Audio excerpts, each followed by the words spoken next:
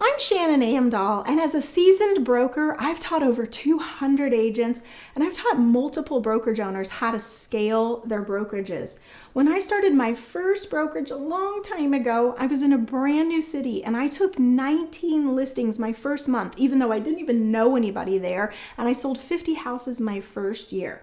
So in this video, I want to talk to you about how to choose the right lender. This person is such a huge part of your team, and whether or not you realize it right now, it's going to be one of the most important decisions that you need to get right in order to be successful. When you choose the wrong lender, all kinds of stuff can happen that just is really going in a bad direction. You might have bad reviews from your clients. Even if you did everything perfect, your escrows are going to be a lot tougher and a lot more stressful than they need to be, not just for you, but for your clients too. So it's so important to get this right. So your goal will be to identify, 3 to 5 people. I wouldn't really, be out interviewing every lender in town, but just identify 3 to 5 people that you can sit down and have an interview with. And you want to go prepared with a list of questions, and you want to sit there just all ears listening intently to everything they have to say. Read between the lines to see if you think that they kind of have a lot of issues with their escrows a lot of times.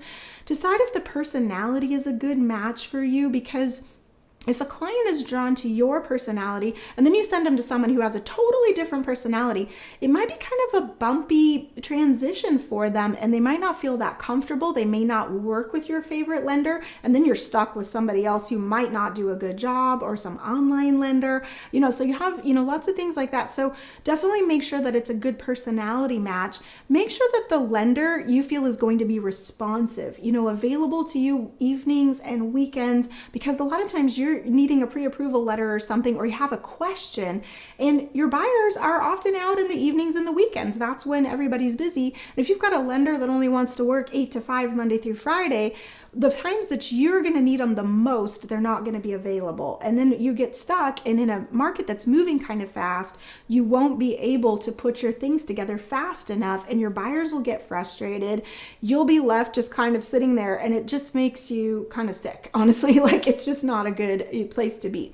So those are things you want to be looking for. So as you go, how do you find these people, right? So you're wanting to set up interviews. Well, you can definitely start with your brokerage. If you have a broker owner that's very involved, a manager, a mentor, that's a great place to start. You can ask other experienced agents in your office who they like to work with and why, and get those recommendations. That's a super great place to start. If you're not really finding what you're looking for through that, then you can go onto Zillow, you can go onto Google, you can look up lenders, you can read all their reviews, you can do all that. And you could actually just have a few phone calls with people if you want before you even have interviews. So you can certainly do that to save yourself a little bit of time.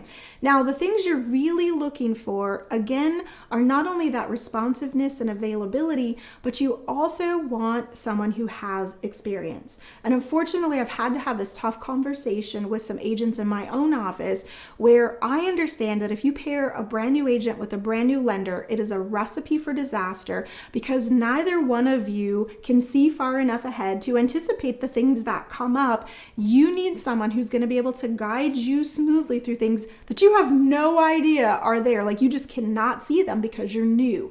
So having someone with a lot of experience is really important.